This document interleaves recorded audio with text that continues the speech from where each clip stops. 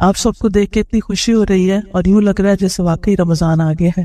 الحمدللہ، اللہ کا کتنا احسان ہے کہ اللہ تعالیٰ نے ہمارے دلوں میں رمضان کی محبت ڈالی ہے، اور ہم سب پوری تیاری کے ساتھ رمضان میں داخل ہونا چاہتے ہیں تاکہ اس مبارک موقع سے خوب فائدہ اٹھا سکیں۔ اللہ تعالیٰ سے دعا ہے کہ اللہ تعالیٰ ہمارے آج کے اس سیشن میں برکت ڈالے اور ہمیں بہترین علم نافع سے نوازے، اور ہمارے علم کے ساتھ ساتھ ہمیں عمل کی توفیق عطا فرمائے، اور ہمیں اس رمضان میں اللہ تعالیٰ کی قربت نصیب ہو، اور ہم رمضان کے بعد گناہوں سے ایسے پاک ہو جائیں کہ بس پچھلا سارا صفحہ صاف ستھرا ہو جائے۔ نحمدہ ونصلی علی رسولہ الکریم، اما بعد، فاعوذ باللہ من الشیطان الرجیم، بسم اللہ الرحمن الرحیم، رب اشرح لی صدری ویسر لی امری واحلل عقدۃ من لسانی یفقہوا قولی۔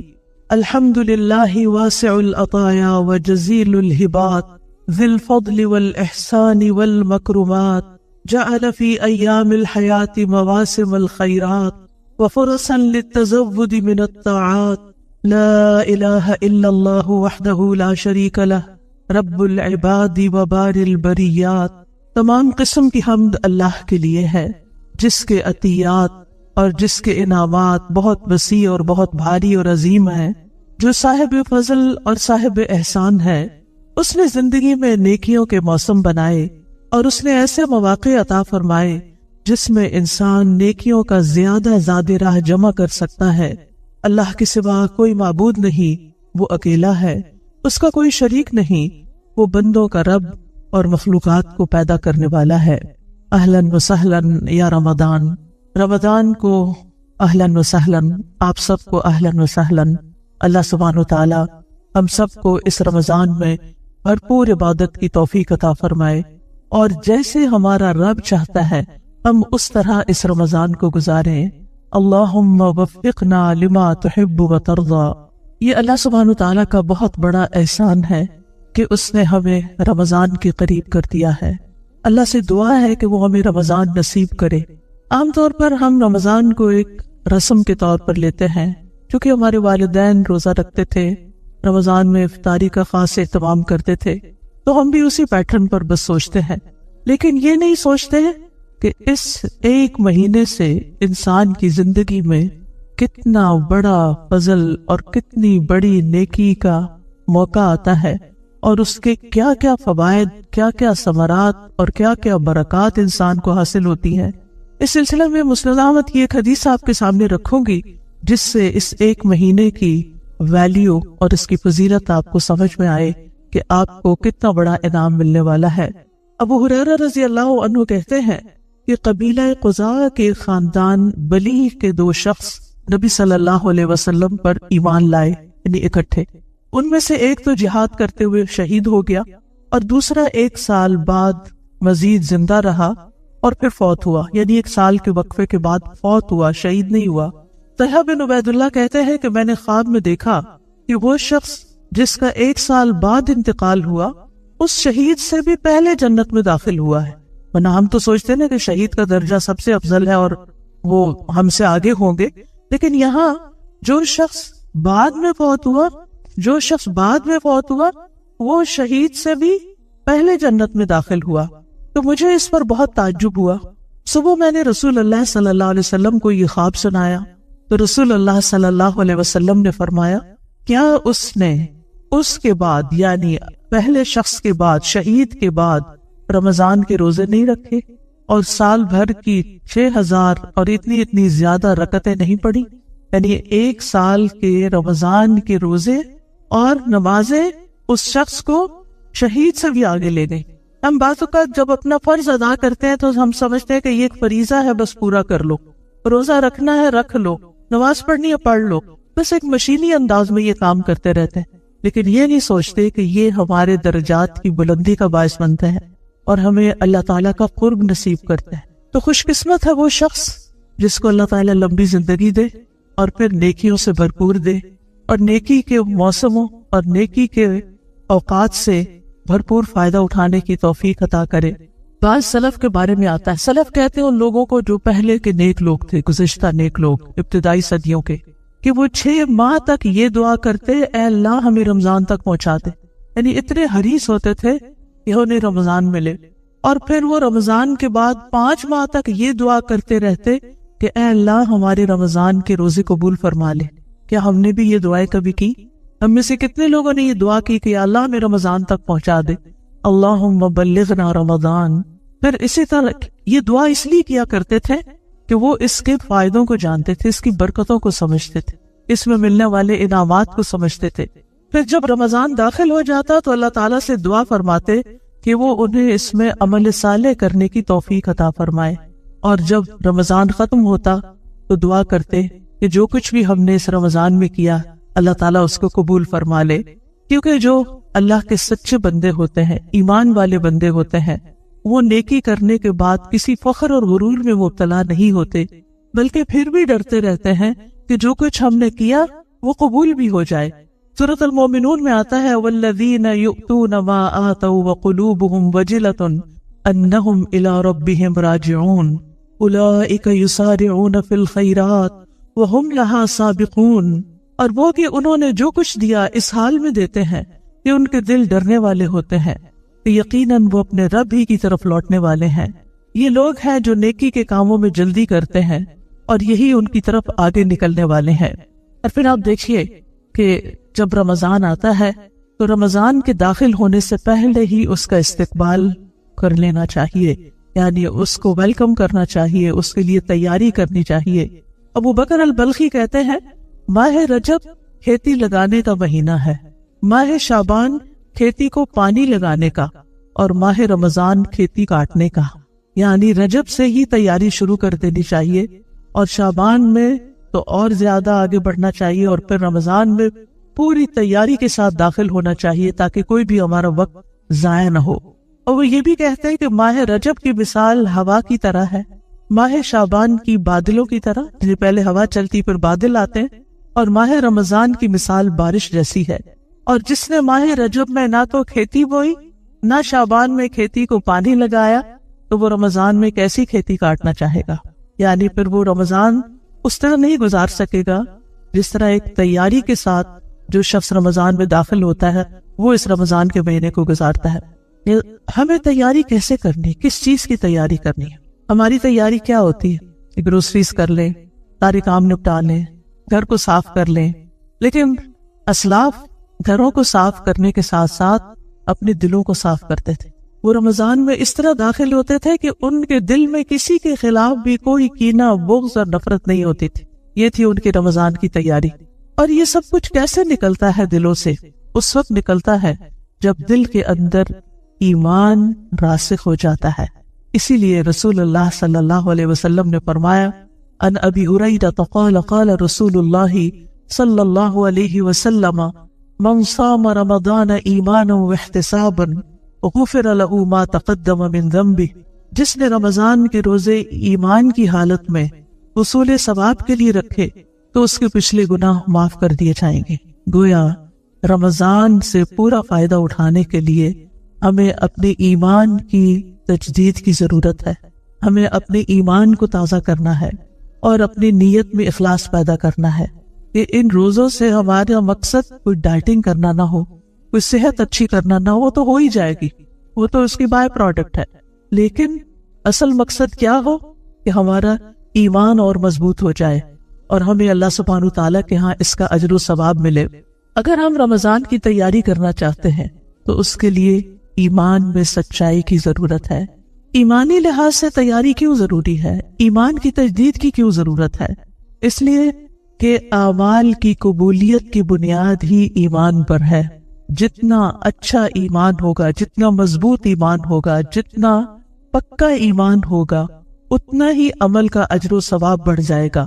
کیونکہ نبی صلی اللہ علیہ وسلم نے رمضان کی جزا کو، روزے کی جزا کو اور رات کے قیام کو ایمان اور احتساب پر مرتب کیا ہے اور ثواب کے حاصل ہونے کی شرط بتائی ہے. وَمَنْ صَامَ رَمَضَانَ إِيمَانًا وَاحْتِسَابًا غُفِرَ لَهُ مَا تَقَدَّمَ مِنْ ذَنْبِهِ. جس نے ایمان اور احتساب ثواب کی نیت سے روزے رکھے اس کے پچھلے سارے گناہ معاف ہو جائیں.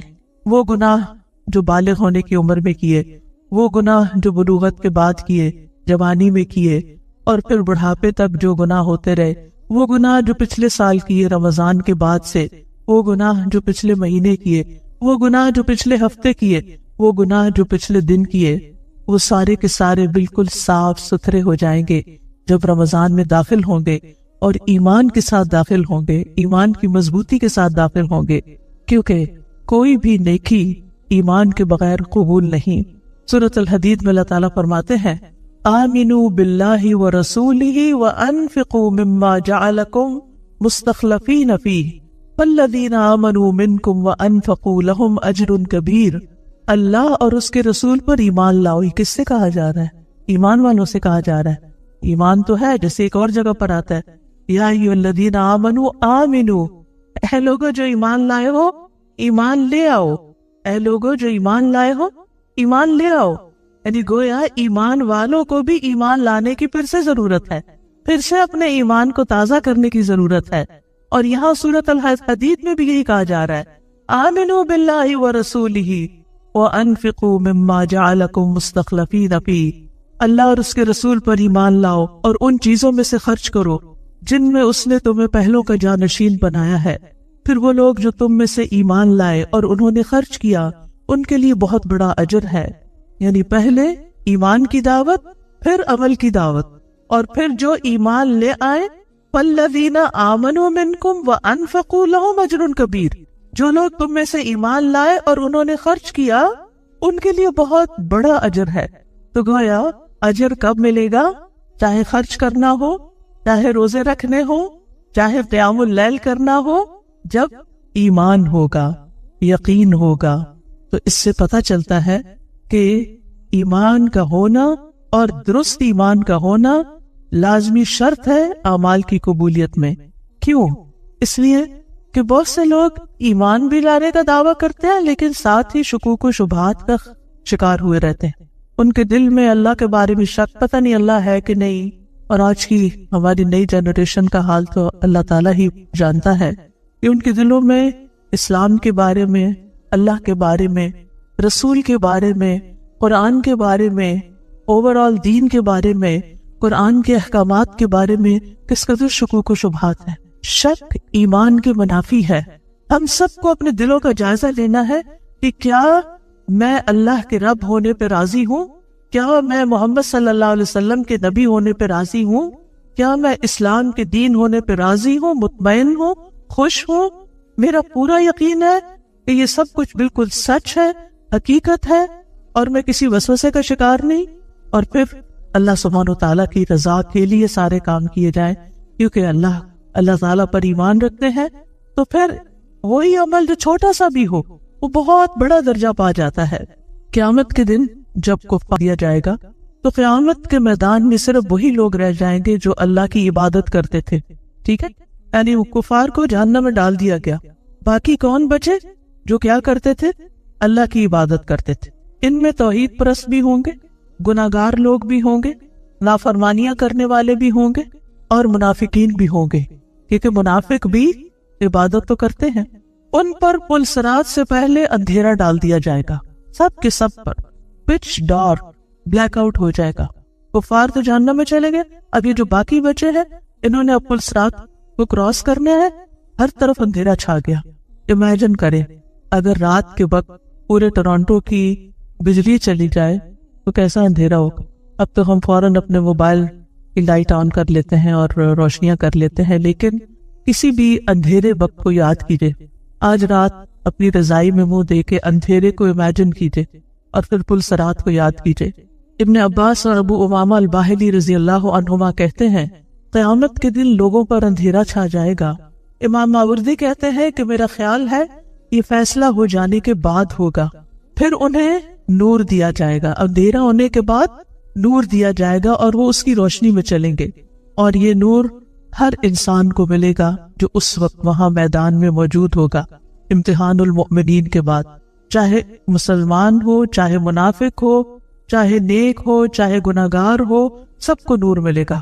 لوگ اپنے نور کے ساتھ، ہر ایک کی اپنی پرسنل لائٹ ہوگی، اپنے نور کے ساتھ چلیں گے۔ جہنم کے پل پر آنکڑے اور کانٹے ہوں گے، جن کو وہ کانٹے چاہیں گے پکڑ لیں گے، اور پھر یکا یک منافقین کا نور پوری طرح بجھ جائے گا، منافقوں کا نور ختم ہو جائے گا، مومن نجات پا جائیں گے۔ سلیم بن عامر کہتے ہیں ہم ایک جنازے کے ساتھ باب دمشق میں تھے، ہمارے ساتھ ابو امامہ باہلی رضی اللہ عنہ بھی تھے۔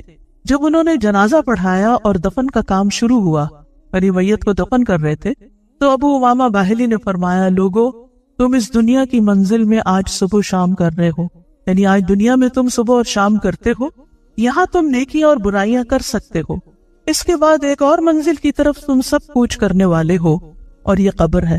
قبر میں روشنی کہاں سے آئے گی؟ کیا کوئی ہمارے ایسا سسٹم ہے کہ مرنے والے کے ساتھ ہی روشنی کا انتظام اندر کر دیا جائے؟ ناٹ پاسبل، ہو ہی نہیں سکتا۔ وہ کہتے ہیں یہی قبر کی جو تنہائی کا، اندھیرے کا، کیڑوں کا اور تنگی اور تاریکی والا گھر ہے، یہی وہ منزل ہے جس میں نیکسٹ لینڈ کرنا ہے۔ مگر جس کے لیے اللہ تعالیٰ اسے وسعت دے دے، جس کو اللہ قبر میں نور دے دے، بس اس کا اپنا ہی نور ہوگا، باہر سے کوئی نور نہیں آ سکتا۔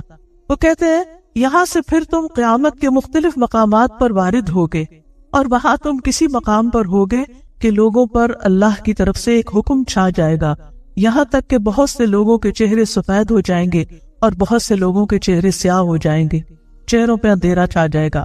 پھر تم ایک میدان میں جاؤ گے جہاں لوگوں پر سخت اندھیرا ہوگا، وہاں نور تقسیم کیا جائے گا، مومن کو نور دیا جائے گا، کافر اور منافق بے نور رہ جائے گا۔ اسی کی مثال اللہ تعالیٰ نے اپنی کتاب میں بیان کی ہے، او کظلمات فی بحر اللجی یغشاہ موج من فوقہ موج من فوقہ سحاب ظلمات بعضها فوق بعض اذا اخرج یدہ لم یکد یراہا ومن لم یجعل اللہ لہ نورا فما لہ من نور۔ یا ان کے اعمال جیسے نہایت گہرے سمندر میں اندھیرے ہوں جسے موج نے ڈھانپ لیا ہو، اس کے اوپر ایک اور موج ہو، اس کے اوپر بادل ہو، اندھیروں پر اندھیرے، جب وہ اپنا ہاتھ نکالتا ہے تو قریب ہے کہ اسے دیکھ بھی نہ سکے، اور جس کے لیے اللہ نے کوئی نور نہیں بنایا اس کے لیے کوئی نور ہی نہیں۔ تو یہ وہ کہتے ہیں کہ یہ آیت اس دن کے اندھیرے کے لیے بھی ہے کہ وہاں ایسا اندھیرا ہوگا کہ کسی کو اپنا ہاتھ بھی نظر نہیں آئے گا۔ منافقین سے اندھیرا ایسا ہوگا منافقین کا کہ ان کو کچھ بھی نظر نہیں آئے گا، لہٰذا وہ پل کراس نہیں کر سکیں گے، وہیں نیچے گر جائیں گے۔ تو جس طرح ایک نابینا شخص آنکھوں والے کی بصارت نہیں لے سکتے، اگر مثلاً ایک شخص ہے، اس کا بھائی نابینا ہے تو وہ اپنا نور اپنے بھائی کو نہیں دے سکتا۔ تو اسی طرح قیامت کے دن اگر ایک بھائی کے پاس بہت زبردست نور ہے اور دوسرے کے پاس کوئی نور نہیں تو وہ اپنا نور اس کو نہیں دے سکتا۔ ہم میں سے کوئی اپنے بیٹے کو نور نہیں دے سکے گا، کوئی اپنے والدین کو نور نہیں دے سکے گا، کوئی اپنے عزیز پیارے کو نور نہیں دے سکے گا، ہر ایک کا صرف اپنا اپنا نور ہوگا، اور یہ نور نور ایمان ہوگا۔ جتنا زیادہ کسی کا پختہ، مضبوط، اچھا ایمان ہوگا اتنا ہی زیادہ اس کا نور ہوگا۔ منافق ایمان والوں سے درخواست کریں گے، آرزو کریں گے، ان کی منتیں کریں گے، انظرونا نقتبس من نورکم، ہمیں دیکھو، ہمیں بھی تمہارے نور سے کچھ مل جائے۔ تو کیا کہیں گے مومن؟ قیل ارجعوا وراءکم فالتمسوا نورا، کہیں گے جاؤ واپس، جا کے اپنا جہاں سے آئے ہو وہاں سے نور لے کر آؤ، یہاں نور نہیں ملتا۔ وہ نور تو دنیا سے لے کر جانا تھا، قیامت کے دن تو کوئی نور نہیں۔ اور پھر ان مومنوں اور ان کے درمیان ایک دیوار حائل کر دی جائے گی جس کے ایک طرف رحمت ہوگی اور دوسری طرف عذاب ہوگا۔ سلیم بن عامر کہتے ہیں بس منافق نور کی تقسیم کے وقت تک دھوکے میں پڑا رہے گا، وہ سمجھے گا شاید میں بھی ایمان والوں کے ساتھ جنت میں چلا جاؤں۔ اس طرح اللہ تعالیٰ مومن اور منافق کے درمیان فرق پیدا کر دے گا۔ نبی صلی اللہ علیہ وسلم کے زمانے میں منافقین نمازیں بھی پڑھتے تھے، روزے بھی رکھتے تھے، صدقات بھی دیتے تھے، کچھ جنگوں میں بھی شریک ہو جاتے تھے، لیکن ان کے دل شکوک و شبہات کا شکار تھے، دلوں میں خالص ایمان نہیں تھا، ڈاؤٹس کا شکار تھے۔ آج ہمیں دین کے بارے میں اپنے سارے ڈاؤٹس کو دنیا میں کلیئر کرنا ہے، ہمیں اپنا گمان اللہ تعالیٰ کے بارے میں اچھا رکھنا ہے، اللہ سے شکوے نہیں کرنے، اللہ سے ناراض نہیں ہونا، اللہ کے ساتھ بے ادبی نہیں کرنی، کیونکہ ہم اس کو اپنا رب مان چکے ہیں۔ اسی طرح رسول اللہ صلی اللہ علیہ وسلم کے بارے میں کسی قسم کا کوئی برا خیال دل میں نہیں ہونا چاہیے کہ یہ کیا آپ نے یہ فرما دیا اور اب ہمیں مشکل پڑ گئی۔ اسی طرح قرآن کی کسی ایک آیت کے ایک حصے، ایک لفظ کا بھی انکار نہیں کرنا چاہیے، اور اس کے بارے میں دل تنگ نہیں ہونا چاہیے، اس کو پورے کا پورا ہولسم لینا چاہیے، جیسا ہے جیسا فرمایا اس کو قبول کرنا چاہیے، یہ ایمان کا تقاضا ہے۔ اور اسی طرح آخرت کے بعد، مرنے کے بعد قبر کے حساب کتاب، اور پھر حشر کے دن کی ساری جو واردات ہیں، اور پھر جنت اور دوزخ، ان کے بارے میں بھی ہمارے دل میں کوئی ڈاؤٹ نہیں ہونا چاہیے۔ اور پھر الحمدللہ بچپن سے ہمیں ایمان ملا، ہم ایمان کی حالت میں پیدا ہوئے، لیکن آج ہمارے بچے، ہماری نسلیں جس ماحول میں ہیں، وہاں ان کو وہ سارے پریویلیجز حاصل نہیں ہوئے جو ہمیں حاصل تھے۔ اب میں سے جتنی بہنیں بھی یہ لیکچر سن رہی ہیں، ان سب کو گھر جا کر اپنے بچوں کے ساتھ بیٹھ کر ایک سیٹنگ کرنی چاہیے، اور ان کے ایمان کا جائزہ لینا چاہیے کہ وہ کس درجے کا ہے۔ ان سے پوچھنا چاہیے کہ آپ کے دل میں اللہ تعالیٰ کے بارے میں کوئی ڈاؤٹ تو نہیں، رسول اللہ صلی اللہ علیہ وسلم کے بارے میں کوئی ڈاؤٹ تو نہیں، آخرت کے بارے میں کوئی شک تو نہیں، قرآن کے بارے میں کوئی شک تو نہیں، رسول صلی اللہ علیہ وسلم کی احادیث صحیحہ کے بارے میں کوئی شک تو نہیں۔ اگر کہیں بھی کوئی چھوٹی موٹی چیز بھی ہو تو وہ ختم ہو جانی چاہیے، کیونکہ دل کے اندر شک کا ہونا، دل کے اندر بیماری کا ہونا، یہ سب ایمان کے منافی ہے، اور یہ انسان کو مومن کی حد سے نکال کر نفاق کی طرف لے جاتا ہے۔ منافق قیامت کے دن پلسرات کے قریب پکاریں گے مومنوں کو، الم نکم معکم، کیا ہم تمہارے ساتھ نہیں رہتے تھے؟ ہم تمہارے دوست تھے، ہم تمہارے رشتہ دار تھے، تمہارے ساتھ مجالس میں حاضر ہوتے تھے، ہم مسجدوں میں بھی چلے جاتے تھے۔ لیکن مومنوں کا جواب کیا ہوگا؟ وہ کہیں گے بلا، ہاں کیوں نہیں، ساتھ تھے۔ وَلَكِنَّكُمْ فَتَنْتُمْ أَنفُسَكُمْ وَتَرَبَّصْتُمْ وَارْتَبْتُمْ وَغَرَّتْكُمُ الْأَمَانِي حَتَّى جَاءَ أَمْرُ اللَّهِ وَغَرَّكُمْ بِاللَّهِ الْغَرُورُ، کیوں نہیں، تم رہتے تو ساتھ ہی تھے، لیکن تم نے اپنے آپ کو فتنے میں ڈالے رکھا، انتظار میں رہے، شک کرتے رہے، لمبی تمناؤں نے تمہیں دھوکے میں ڈالے رکھا، یہاں تک کہ اللہ کا فیصلہ آ گیا، اور اللہ کے بارے میں اس بڑے دھوکے باز یعنی شیطان نے تمہیں دھوکے میں ہی رکھا۔ تو اللہ تعالیٰ نے یہاں پر منافقین کو 5 چیزوں سے متصف کیا۔ سب سے پہلے فَتَنْتُمْ أَنفُسَكُمْ، تم نے اپنے آپ کو فتنوں میں ڈالا، یعنی ایسے ماحول میں لے گئے، ایسے کاموں میں، ایسی دوستیوں میں کہ جس میں تم اچھے بھلے ہوتے ہوئے فتنے میں پڑ گئے، اور تمہارے دلوں میں ڈاؤٹس پیدا ہو گئے، اور تربصتم، اور انتظار کرتے رہے، اچھا بعد میں توبہ کر لیں گے، جو بڑے ہوں گے حج کر لیں گے، پھر انتظار کرتے رہے، توبہ کو ڈیلے کیا۔ وارتبتم، اور تم شک میں پڑے رہے، یعنی مرنے کے بعد کوئی چیز اٹھنا ہے یا نہیں، قبر کا عذاب ہے یا نہیں، اور پھر غرتکم الامانی، دنیا نے تمہیں دھوکے میں ڈالے رکھا۔ کس دھوکے میں؟ کہ ابھی تم دنیا کا مال ہے، اور آخرت اللہ معاف کرنے والا ہے، اور شیطان نے تمہیں، آخری چیز، شیطان نے تمہیں اللہ کے بارے میں دھوکے میں ڈالے رکھا کہ اللہ بڑا رحم کرنے والا ہے، تم اس کی سزا سے بچ جاؤ گے چاہے تمہارے اعمال کیسے بھی ہوں۔ تو یاد رکھیے، ایمان کے بغیر منافقین کے جو بھی عمل تھے وہ قبول نہیں ہوں گے، بلکہ ان کا ٹھکانہ کہاں ہوگا؟ آپ سب کو پتہ ہے نا، کہاں؟ بالدرک الاسفل من النار، کیونکہ یہ دھوکے باز لوگ تھے، یہ فراڈ کر رہے تھے، صرف انسانوں کے ساتھ، صرف مومنوں کے ساتھ نہیں، اللہ اور اس کے رسول کے ساتھ بھی، کہ ظاہر میں کچھ تھے، اندر سے کچھ اور تھے، لہٰذا ان کا انجام کفار سے بھی بدتر ہوگا۔ تو یاد رکھیے، صرف ایمان کا نام لے لینا اور چند کام کر لینا یہ ایماندار ہونے پہ دلالت نہیں کرتا۔ لہٰذا بہت سے لوگ ایسے ہیں کہ جو روزے رکھتے ہیں بس ایک رسم سمجھ کر، لیکن اور اسی طرح نمازیں بھی پڑھ لیتے ہیں بس ایک روٹین سمجھ کر، لیکن وہ نہیں جانتے کہ ایمان کا تقاضا کیا ہے۔ حقیقت میں وہ اندر سے ایمان سے خالی ہوتے ہیں۔ اسی طرح کچھ لوگ کنارے پر رہ کے ایمان لاتے ہیں، یعنی جیسے قرآن سورۃ الحج میں آتا ہے وَمِنَ النَّاسِ مَن يَعْبُدُ اللَّهَ عَلَى حَرْفٍ وَمِنَ النَّاسِ مَن يَعْبُدُ اللَّهَ عَلَى حَرْفٍ فَإِنْ أَصَابَهُ خَيْرٌ اطْمَأَنَّ بِهِ وَإِنْ أَصَابَتْهُ فِتْنَةٌ انقلب عَلَى وَجْهِهِ خَسِرَ الدُّنْيَا وَالْآخِرَةَ ذَلِكَ هُوَ الْخُسْرَانُ الْمُبِينُ۔